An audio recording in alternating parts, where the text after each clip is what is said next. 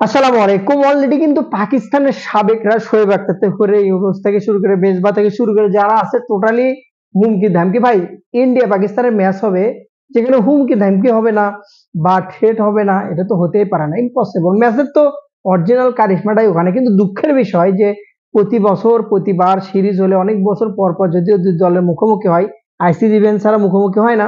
তো সেখানে কিন্তু দর্শক চাহিদা খুবই কম, যেটা কিন্তু দুবাইয়ের মাঠটাতে খেলা হবে কালকে রাত 8:30টায় মুখোমুখি। এখন থেকে যেভাবে প্রিপারেশন, তো পাকিস্তানের সাবেকরা হারানোর জন্য প্রস্তুত। ভারতকে ভাই, ভারতকে মানে বলা চলে যে ভারতকে হারানোর জন্য পুরোপুরি প্রস্তুত, ভারতকে ধসিয়ে দেওয়ার জন্য প্রস্তুত পাকিস্তান। এমনটাই বলেছে, এটা আমার আমার কথা না, একটু পরে গালি দেন। সেটা হচ্ছে যে পাকিস্তানের যারা সাবেক আছে তারা কিন্তু কথাটা বলছে। এমন বিষয় হচ্ছে ইন্ডিয়া পাকিস্তান ম্যাচ মানেই উত্তেজনা 100% থাকবে, খেলাটা এরকম। তবে ইন্ডিয়া পাকিস্তান ব্যতীত কিন্তু বাংলাদেশ শ্রীলঙ্কা ম্যাচটা কিন্তু সেম ফিলটা পাওয়া যায়, যেটা কিন্তু আজকে আমরা নেওয়ার জন্য রেডি হয়ে আছি।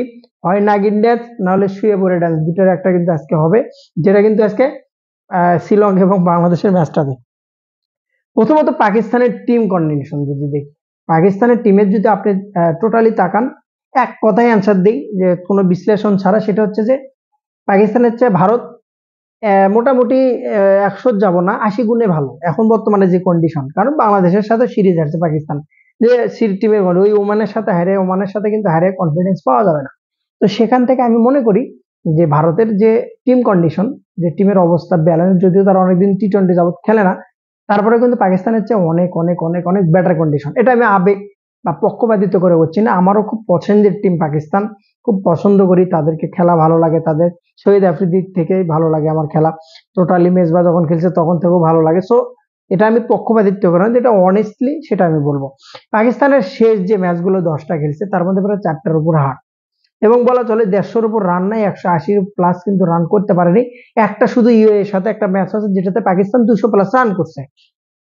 পরিপ্রেক্ষিতে ভারতের ব্যাটিং অর্ডার থেকে শুরু করে, র্যাঙ্ক থেকে শুরু করে, মিডল অর্ডার থেকে শুরু করে, বোলিং থেকে শুরু করে সব কিউরিসিটিটাই কিন্তু পাকিস্তানের চাইতে এগিয়ে।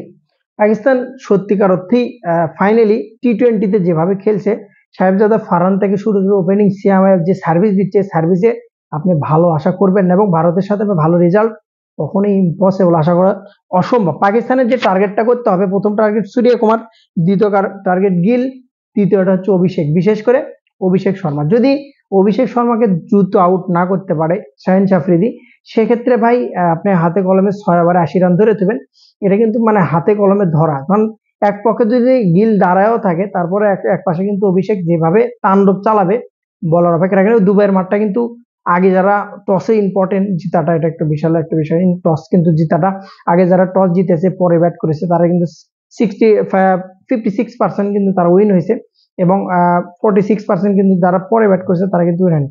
তো সেখান থেকে পাকিস্তান ওপেনিং এ দুর্বল, মিডল অর্ডারটা কোনো রকম চলছে, বোলিং লাইনটা দিয়েই পাকিস্তানের ক্ষমতা। সো সে বোলিং লাইনটাও কিন্তু হাইস্ট ওভার মাইনাস করে রাখছিল, সেখান থেকে বলা চলে মোটামুটি আছে চলা, এভারেজ বলা চলে।